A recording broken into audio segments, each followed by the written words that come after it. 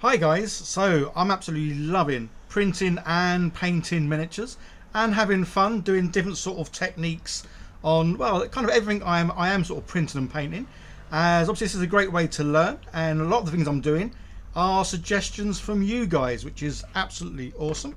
Obviously sometimes I don't paint too much, but I like to get my little ugly mug in. Again, this channel is all about having fun, me trying new things, and yeah, just seeing where it sort of takes me.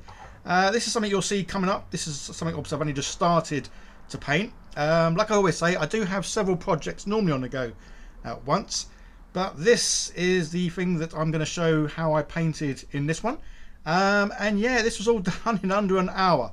I still can't believe how quickly you can paint things with speed paints, and how good things can get painted. And yeah, having a little go at messing about with some OSL, and yeah, simple shadows at the back. But I just love how effective it's come out from something so simple. Anyway, enough waffling on with this. Let's go and see how I made this little fella. Some of you may be aware that I am currently in the process of moving, so where my frozen printers normally are, yeah, a big empty space. But not to worry, as before I moved them to my new place, I did do quite a bit of printing, so yeah, I got plenty of things to be painting. And I had both the Sonic Mighty 8K, as you can see here, and the Mini 8K, both printing away, just so I had miniatures to paint while I'm kind of in the middle of two places. But the good news is, guys, I'm going to have a room dedicated to this lovely hobby of printing, painting, and just generally making things and being a big kid. So yeah, keep an eye out for, well, my new studio coming up very soon. Obviously, I'm calling it a studio. Yeah, it's just a spare room that I'm converting and having fun with. So this all came out really well. I'll leave links down below to everything you can see here, as I've got things from a variety of places. But that's a great thing with 3D printing. You can just sort of look around, get what you need, manipulate it, change it, and yeah, again, having fun with it, but actually making exactly what you want. As you can see here, though, I'm going to use my Dremel tool because there's a few bits I just need to sort of wear down. So the main plan for this was to sort of, I really wanted to do something with a wizard. I like the idea of obviously having him holding a torch, because I want to have a go at doing some OSL, object source lighting, as well as obviously some shadows behind the dude, all slap chopped. And yeah, I wanted to get this all done in under an hour. So that's why, again, I love speed paints. They make things so easy but so good. And I'm entering my first competition coming up soon, guys. Obviously painting competition, that is. So yeah, keep an eye out for that. That should be out in the next sort of week or two. Again, I've got several projects on the go, as well as moving home. So yeah, busy at the moment. But absolutely loving it, as well as Zenithal Highlighting. Yeah, so the Slapchop, I think I'm ever going to do just Slapchop. I kind of like the idea of both the Zenithal and Slapchop together, and you would have seen that in a recent video. But as this one is going to be more, say, the object source lighting, I really wanted the back side of this chap to be, yeah, very dark. So that's why I've not really done much at all from the back. And yeah, I am going around now, say, with some nice white, just going over, just sort of capturing some of the edges, just to give them obviously the more highlighted look. So I guess in a way I am spending more time on the priming and the getting the miniature ready before painting, just because obviously this then does enhance so much more all the the wonderful speed paints, contrast paints, dipping inks, whatever it is you're using. Yeah, they all look so much better when you do a bit more work with the priming. So definitely doing more messing about there. So yeah, this little chap, I love how he looks. So he's standing on his book of wizarding books, I guess. And then yeah, the simple job and the fast job of painting with speed paints. So that's why you can get miniatures done so quick, so well with this kind of technique. It's yeah, I just absolutely love it. So as you can see, yeah, the back side of this dude is so much darker. So the purple is looking, well, not surprisingly, a whole lot darker. Even though you're not really going to be able to see much of this at the back once I put the back wall on. Obviously left the wall off just for sort of ease of painting and all the rest of it. So that's another thing I am trying to do, and that's paint bits separately. I know in a lot of my videos I'm more about sort of chucking everything together, gluing it all in place. Sometimes that does make things obviously trickier to try and paint things.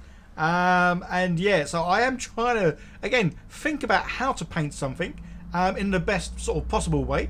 And obviously that is by painting bits separately and then just gluing them together at the very end to obviously get the desired effect. So with the books, as well as using the brownish decay, I also used hardened leather and burnished red just to sort of get a variety of different kind of looks in the well, in the colours of the books there. So about 90% of what I actually paint these days is 3D printed. So guys, if there's anything you've seen that you want me to have a go at painting, let me know in the comments down below what it is, where it is, and even how you'd like to see me paint it.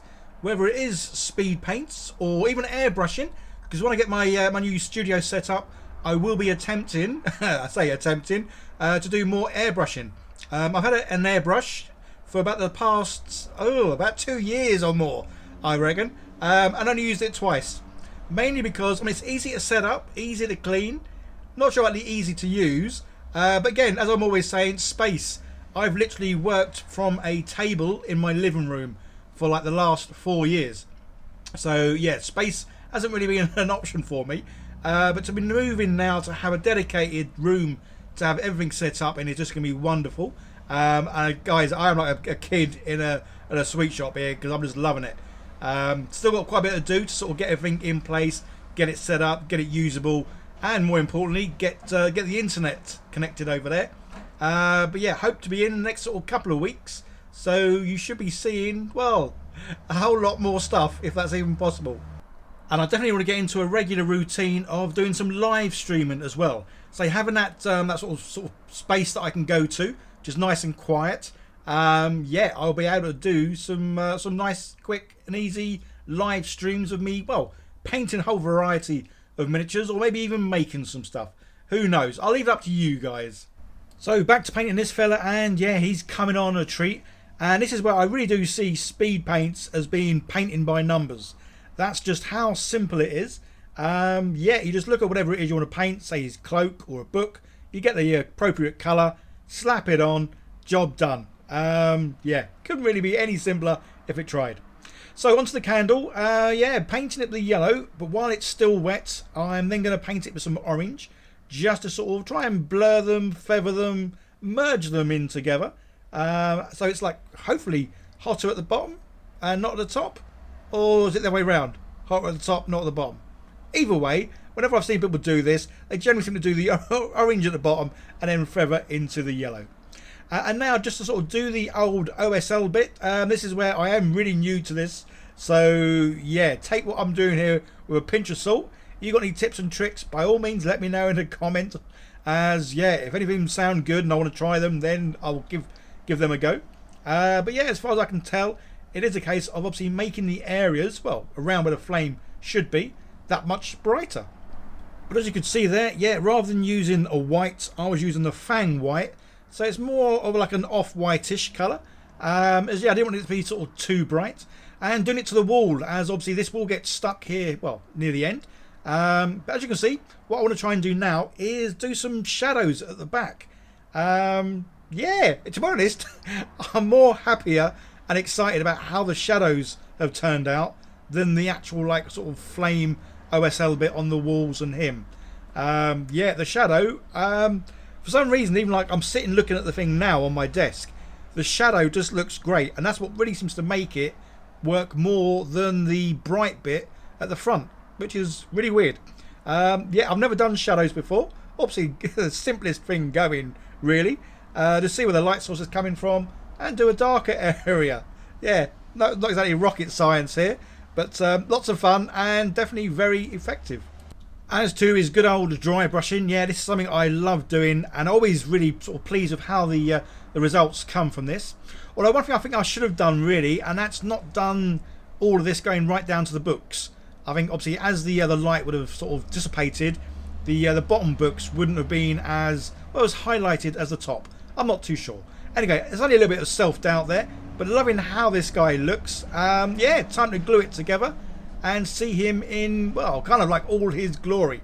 So okay, guys, I hope you enjoyed this video. I certainly enjoyed making this one. Definitely done well under the hour. So it's a bit difficult to say it's a challenge really, when you know speed paints, yeah, these are going to be done pretty quick.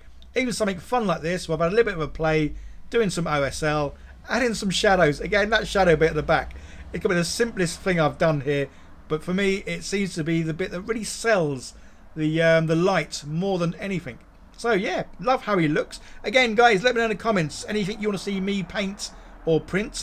I have got my Frozen printers set up, so yeah, I can still print things at my new place. I'm kind of flicking between the two. Don't forget to check out all the links down below to Frozen printers, their awesome resin, and yeah, the links to where you can get these files for the wizards, the walls, the floor and the books. Okay guys, I hope you enjoyed the video. I can't wait to show you more about my studio and, well, the setup I'm going to have, as I'm going to be able to do some time-lapse videos of the 3D printing process as well, which again I am super excited for. Okay guys, enough waffle. You all take care. See you in the next one. Bye for now.